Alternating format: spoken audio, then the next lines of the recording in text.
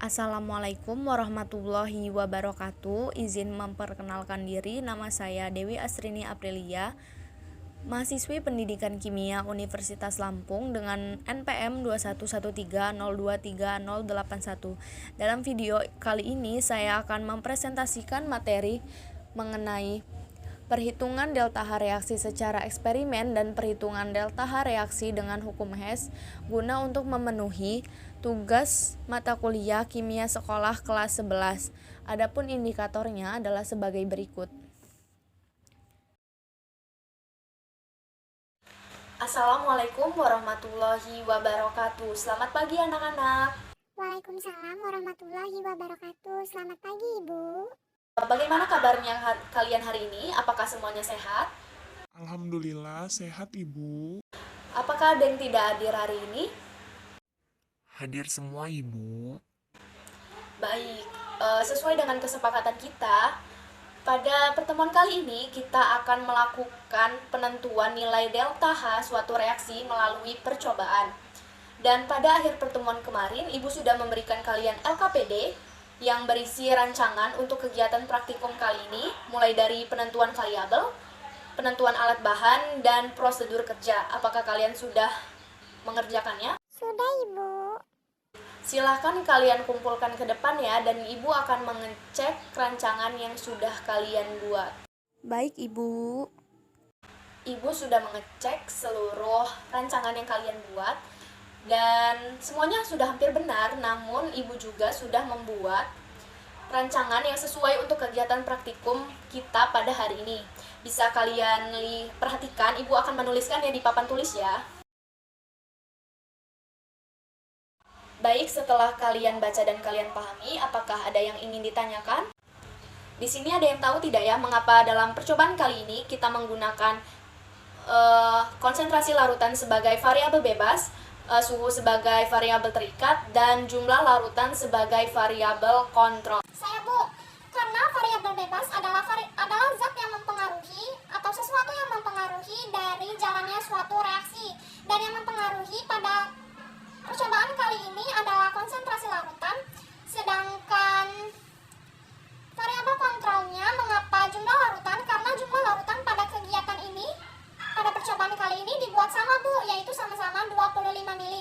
Sedangkan mengapa variabel terikatnya adalah suhu? Karena variabel terikat merupakan variabel atau sesuatu yang diukur dalam suatu percobaan. Dan yang diukur pada percobaan kali ini adalah suhu. Ya, benar sekali Siska. Jadi, variabel bebas adalah sesuatu yang mempengaruhi reaksi. Variabel kontrol adalah sesuatu yang dibuat konstan atau sama. Dan sedangkan variabel terikat adalah sesuatu yang akan kita ukur dalam suatu percobaan. Selanjutnya, jika sudah tidak ada yang ditanyakan lagi, kalian bisa langsung pergi ke meja kerja dan mengambil alat dan bahan yang kita gunakan pada praktikum kali ini. Baik, Ibu. Kita akan melakukan percobaan untuk menentukan delta H reaksi dengan melalui percobaan. Jadi di sini kita akan melakukan sesuai dengan alat bahan serta prosedur yang sudah Ibu berikan. Ada yang tahu ini alat apa? Saya, Bu. Itu namanya kalorimeter, Bu. Benar, tapi kurang tepat ya, karena ini kalorimeter tuh ada dua, ada yang bom, ada yang sederhana. Yang kita gunakan sekarang adalah kalorimeter sederhana. Ada yang bisa menyebutkan bagian-bagian dari kalorimeter sederhana beserta fungsinya? Saya, Bu. Baik, silakan. Kalau ini sebagai tutup untuk penutup, lalu ada penganduk. Nanti kita buat nganduk seperti ini, dan ini ada lubang di tengah untuk memasukkan termometer untuk mengukur suhu Ibu. Baik, sudah benar, tapi akan Ibu lengkapi ya. Jadi bagian dari termometer sederhana itu, yang pertama itu ini ada pengaduk yang berfungsi sebagai pengaduk campuran larutan yang akan kita hitung suhunya. Selanjutnya itu ada penutup untuk menutup. Terus dia tuh memiliki tabung dalam dan tabung luar. Tabung dalam itu berfungsi sebagai tempat larutan yang akan kita taruh, dan tabung luar sebagai sistem terisolasinya. Oke, baik, langsung saja kita mulai praktikum sesuai dengan prosedur yang sudah Ibu berikan. Prosedur yang pertama adalah, ada yang tahu? Saya, Bu, memasukkan NaOH ke dalam gelas ukur. Iya benar, jadi yang pertama itu memasukkan larutan NaOH sebanyak 25 mili ke dalam gelas ukur. Boleh silakan.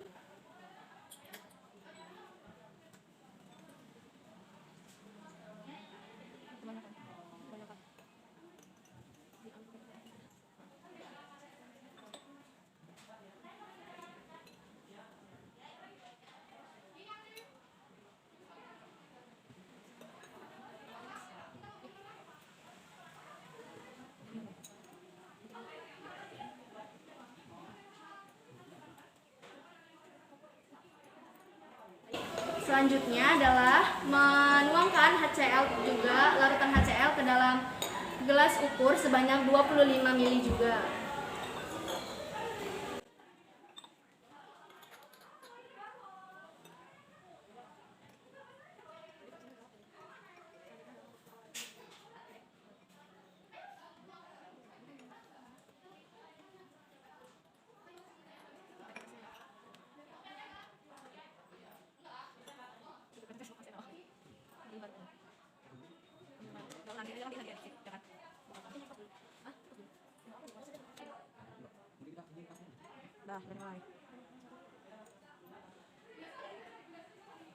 Baik, karena langkah pertama dan langkah kedua sudah kita lakukan, ada yang tahu langkah selanjutnya apa? Saya Bu, Apa? langkah yang selanjutnya itu kita mengukur suhu awal larutan Bu.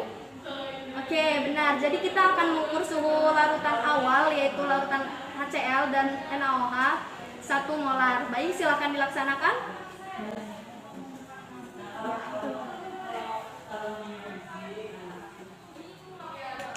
Temannya bisa mencatat ya berapa hasilnya.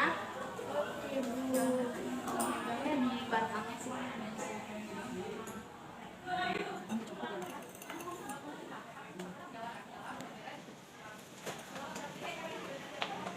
Silakan diamati berapa suhu yang dihasilkan.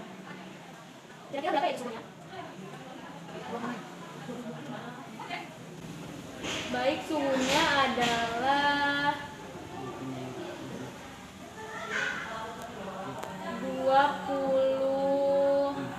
27 derajat ya. Itu untuk larutan NaOH 1 molar. Oke, larutan satunya silahkan diukur suhunya.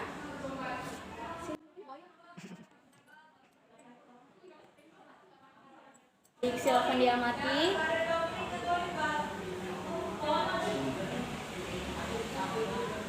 Suhu yang ini 25 derajat ya. Bang, tapi belum ngeganti itu loh bang, atasnya nggak presisi. Ini adalah larutan HCl 1 molar dengan suhu 25 derajat. Oke, apakah sudah dicatat? Sudah Ibu. Baik, langkah selanjutnya adalah, ada yang tahu? Ya Ibu, Ya. mencampurkan kedua larutan Bu. Oke, baik, benar. Jadi kita akan mencampurkan kedua larutan tersebut, kita masukkan ke dalam kalorimeter dengan cara bersamaan. Silahkan ini.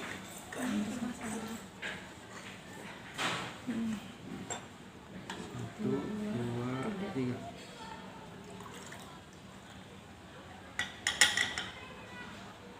Baik, setelah dicampurkan, kita tutup.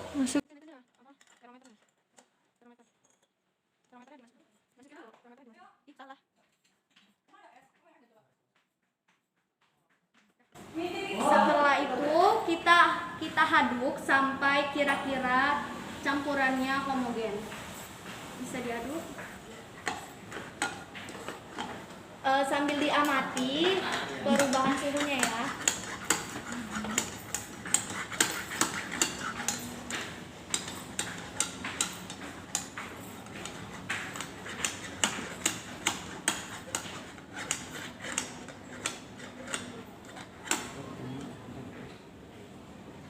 Larutan setelah dicampurkan adalah, siapa yang bisa baca? 34 derajat Ibu. Ya benar, suhunya adalah 34 derajat Celcius.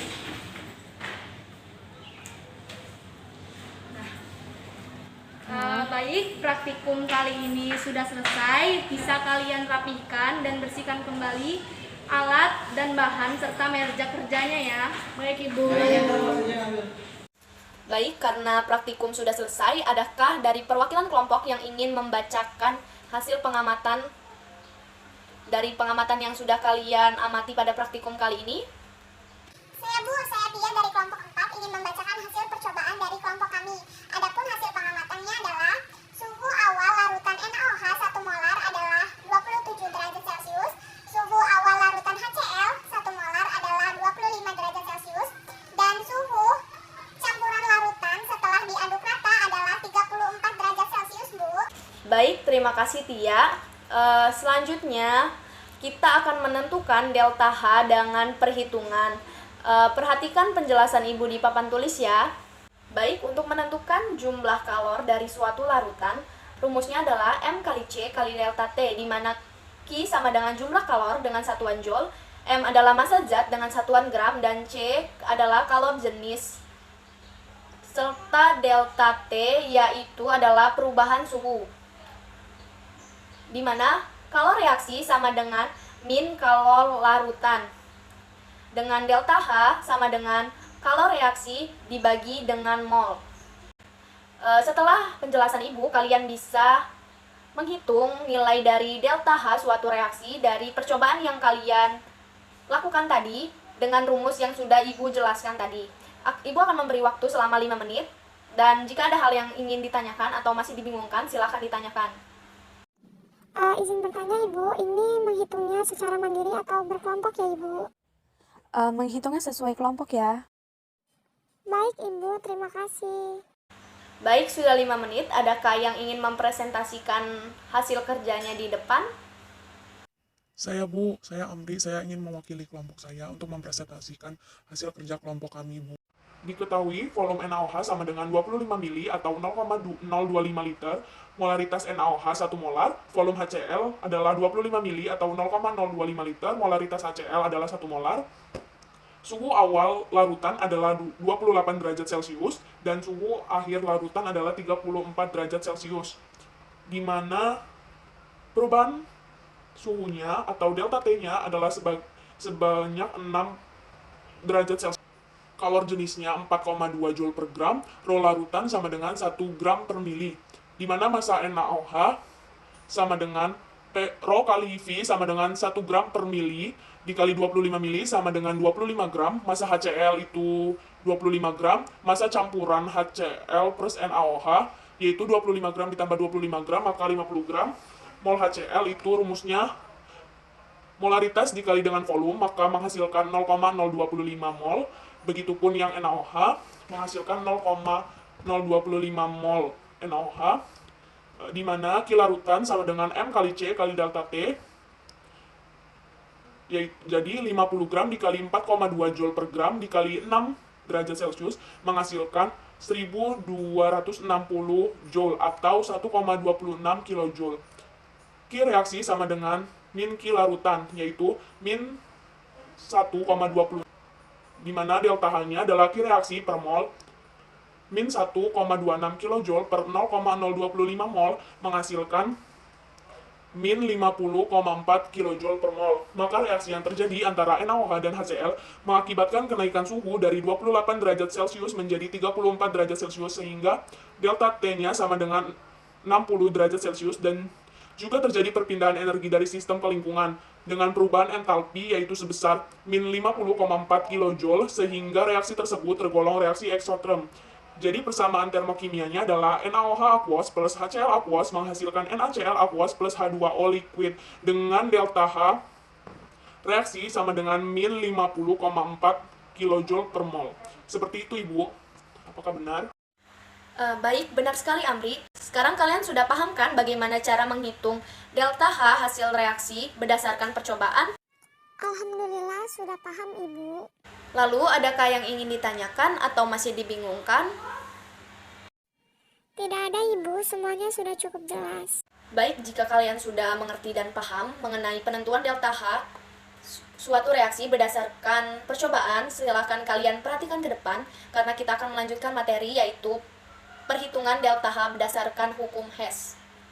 Sekarang silahkan perhatikan papan tulis. Ibu akan menuliskan suatu diagram dan kalian perhatikan diagram tersebut. Nah, setelah kalian perhatikan diagram yang Ibu berikan, apa kalian sudah dapat menyimpulkan apa itu hukum Hess dan bagaimana bunyinya? Belum Ibu, kami belum paham, kami masih sedikit bingung Ibu. Baik, untuk memperjelas pengetahuan kalian dan mempertegasnya lagi, Ibu akan menampilkan diagram pembentukan CO2 dan silakan kalian hubungkan dan amati dengan diagram yang sudah Ibu berikan di awal. Nah, berikut adalah diagram pembentukan CO2. Silakan kalian identifikasi dan amati sesuai dengan diagram Hess yang telah Ibu berikan di awal. Bisa kalian lihat, pada tahap A yaitu keadaan awal berubah menjadi tahap C atau tahap akhir. Berapakah delta H yang dihasilkan? Min 394 kilojoule, Bu. Lalu berapakah delta H yang terjadi pada tahap H menuju B sehingga menjadi tahap C? Setelah dijumlah delta H-nya, menghasilkan min 394 kJ juga, Bu. Lalu kesimpulan apa yang dapat kita ambil? Reaksi pembentukan CO2 pada tahapan yang berbeda menghasilkan delta H yang sama, Bu. Nah, jika sama menandakan apa? Menandakan bahwa delta H pembentukan CO2 tidak bergantung pada tahapan-tahapan yang dilaluinya. Lalu, jika delta H pembentukan CO2 tidak bergantung pada tahapan-tahapannya, lalu bergantung pada apa ya delta H pembentukan CO2? Izin menjawab, Bu, kalau tidak salah bergantung pada keadaan awal dan akhir ya. Iya, benar. Lalu di sini apakah ada yang dapat menyimpulkan bagaimana itu bunyi hukum Hess? Bu, menurut saya bunyi dari hukum Hess adalah perubahan entalpi dari suatu reaksi tidak bergantung pada tahapan-tahapannya, namun hanya bergantung pada keadaan awal dan akhir reaksinya saja, Bu. Bagus, terima kasih Anissa. Jadi benar apa yang dikatakan Anissa bahwa bunyi hukum Hess adalah perubahan entalpi pada suatu reaksi atau delta H hanya bergantung pada keadaan awal dan akhir suatu reaksi dan tidak bergantung pada tahapan reaksi yang ditempuh. Sampai sini apakah sudah paham? Paham, Ibu. Lalu bagaimana, Bu, caranya untuk menentukan delta H reaksi melalui hukum Hess tersebut, Bu? Pertanyaan yang bagus. Untuk menghitung delta H suatu reaksi berdasarkan hukum Hess, coba kalian amati data yang Ibu berikan berikut. S dalam fase solid direaksikan dengan O2 gas menghasilkan SO2 solid dengan delta H reaksi sama dengan min 296,8 kJ. Lalu 2SO2 gas direaksikan dengan O2 gas menghasilkan 2SO3 gas dengan delta H sama dengan min 197,8 kJ. Tentukanlah delta H reaksi S dalam fase solid plus 1,5 O2 dalam fase gas menghasilkan SO3 gas. Apakah di sini sudah ada yang bisa menentukan delta H suatu reaksi berdasarkan hukum Hess? Kami belum bisa, Ibu. Jika belum, maka perhatikan penjelasan Ibu. Langkah pertama yang harus kita lakukan adalah menandai atau menentukan urutan reaksinya. S plus O2 menghasilkan SO2 sama dengan min 296,8 kJ. Kita tandai dengan reaksi 1. Lalu 2S2 gas plus O2 gas menghasilkan 2SO3 gas dengan delta H sama dengan min 197,8 kJ. Kita tandai dengan reaksi kedua. Lalu langkah kedua adalah mencocokkan antara reaksi yang diminta dengan yang diketahui pada soal, yaitu letak reaksi dan koefisiennya. Yang pertama, bandingkan letak S yang diminta dan diketahui pada reaksi 1. Karena letak S sama-sama berada di sebelah kiri tanda panah dan memiliki koefisien yang sama, maka reaksi 1 kita anggap tetap. S dalam fase solid direaksikan dengan O2, gas menghasilkan SO2 solid dengan delta H min 296,8 kJ tetap. Lalu, bandingkan letak SO3 yang diminta dan diketahui pada reaksi 2. Karena letak SO3 sama-sama berada di sebelah kanan tanda panah, tetapi memiliki koefisien yang berbeda, yaitu SO3 yang diminta memiliki koefisien 1, sedangkan pada reaksi 2, SO3 memiliki koefisien 1. Maka reaksi kedua kita kalikan 1/2. Jadi, SO2 gas plus 1/2 O2 gas menghasilkan SO3 gas, delta H-nya kita kalikan setengah juga, jadi menghasilkan min 98,9 kJ. Langkah yang ketiga adalah dengan menjumlahkan dan menghilangkan spesi yang sama. Di sini dapat kita lihat SO2 pada reaksi 1 berada di kanan, sedangkan pada reaksi 2 berada di kiri, maka dapat kita hilangkan. Selanjutnya, kita jumlah.